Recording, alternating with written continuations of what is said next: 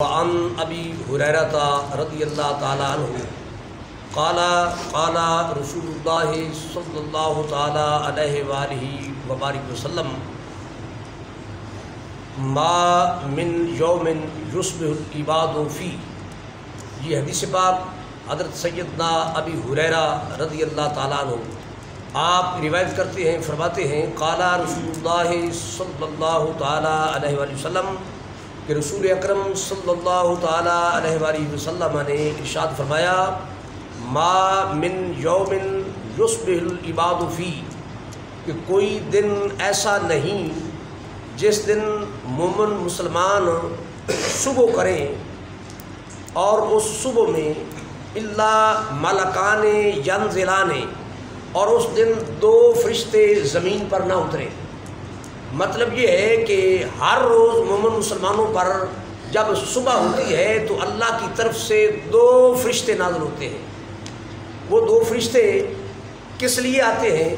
فرمایا یقول احدہما، ان دونوں فرشتوں میں سے ایک فرشتہ یہ بات کہتا ہے، اللہ کی اجازت سے آتا ہے، اللہ کے امر سے آتے ہیں وہ دونوں، اور ان میں ایک آ کر صبح صبح یہ آواز لگاتا ہے.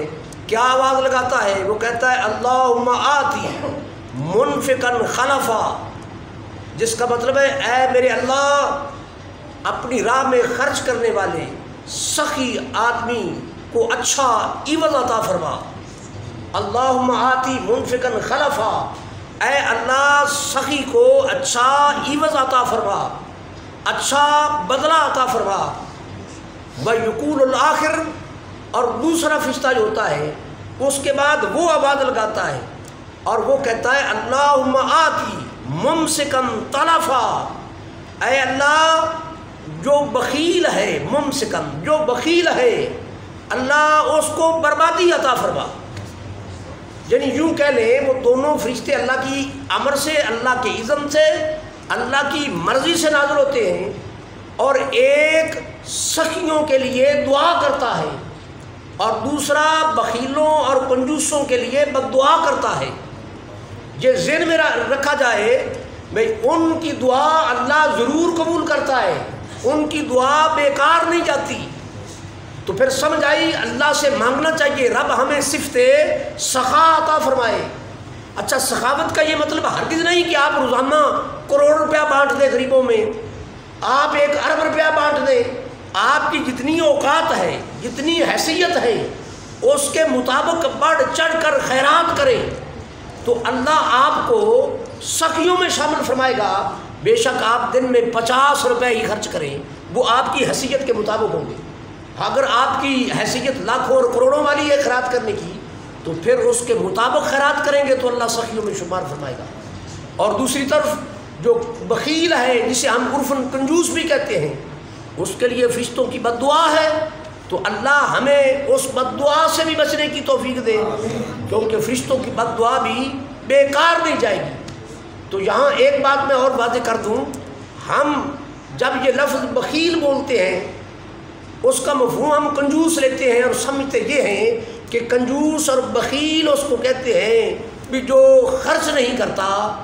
یہ کلیتاً مفہوم درست نہیں ہے. یہ آپ بات ذہن میں نوٹ کر لیجئے گا. عربی زبان میں لفظ بخیل بھی استعمال ہوتا ہے، اور ایک لفظ ہے ممسک جو اس حدیث میں آیا ہے.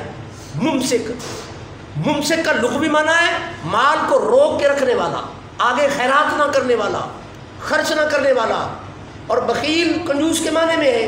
مگر یہ ذہن میں رہے بخیل میں اور ممسک میں یہ فرق ہے. ترجمہ ممسک کا بھی بخیل کیا جاتا ہے، مگر بخیل اور ممسک میں زمین و آسمان کا فرق ہے. کیا فرق ہے؟ بخیل اسے کہتے ہیں، یہ یاد رکھ لیں، بخیل اسے کہتے ہیں جو خود کھائے اوروں کو نہ کھلائے، جو اپنے اوپر خرچ کرے اللہ کی مخلوق پر خرچ نہ کرے، اسے بخیل کہتے ہیں. ہم عموماً یہ سمجھ لیتے ہیں بھی شاید بخیل اسے کہتے ہیں بھی جو اپنے پر بھی خرچ نہ کرے. یہ نہیں بات ہے. جو اپنے پر خرچ کرے، مخلوق پر خرچ نہ کرے، اپنے لیے اس مال کو استعمال کرے، اوروں کے لیے نہ کرے، اسے بخیل کہتے ہیں. اور ممسک کسے کہتے ہیں؟ ممسک اسے کہتے ہیں جو نہ اپنے اوپر خرچ کرے نہ مخلوق خدا پر خرچ کرے. یعنی اس کو کہہ لیں یہ پرلے درجے کا بخیل ہے، کنجوس ہے، اس کو اللہ کے فرشتوں کی بد دعا مل رہی ہے۔ اس کی مثال آپ یہ سمجھ سکتے ہیں، ایسے کئی لوگ ہیں وہ کہتے ہیں کہ کوئی بندہ صاحب مال تھا، صاحب مال، زندگی بھر اس نے نہ اپنی ذات پہ خرچ کیا، نہ بچوں پہ خرچ کیا، نہ مخلوق خدا پہ خرچ کیا۔ ان لوگوں کی کیفیت یہ ہوتی ہے کہ صرف جوڑے اور چھوڑے۔ کیا مطلب؟ زندگی بھر جوڑا، موت آئی چھوڑ کے چلا گیا۔ ان کی شان یہی ہے، بس جوڑے اور چھوڑے، نہ اپنے اوپر خرچ نہ مخلوق خدا پر۔ ایسوں کی مثال وہ کہی گئی اور یقیناً وہ ٹھیک ہے۔ صاحب مال آدمی کا جب وقت ندا آیا، جان کنی کی وہ کیفیت بننے لگی، سخت نکاح، کسی نے قریب سے کہہ دیا اے بندہ خدا، اللہ نے تجھے کتنا مال دیا ہے اور اب تو دنیا چھوڑ رہا ہے، اب بھی خدا کی راہ میں کچھ دے دے۔ تو وہ کہنے لگا اللہ کی راہ میں جان تو دے رہا ہوں، اور کیا دوں؟ یہ منہ سے کہیں، یہ منہ سے ہیں۔ ان لوگوں کے لیے اللہ کے ملائکہ بد دعا کرتے ہیں، اللہ ان کو بربادی عطا فرما، اور یہ بربادی دنیا کی بھی ہے آخرت کی بھی ہے۔ اللہ ہمیں صفت غنا عطا فرمائے، رب کی راہ میں خرچ کرنے کی توفیق عطا فرمائے، اور فرشتوں کی بد دعا سے بچنے کی توفیق عطا فرمائے۔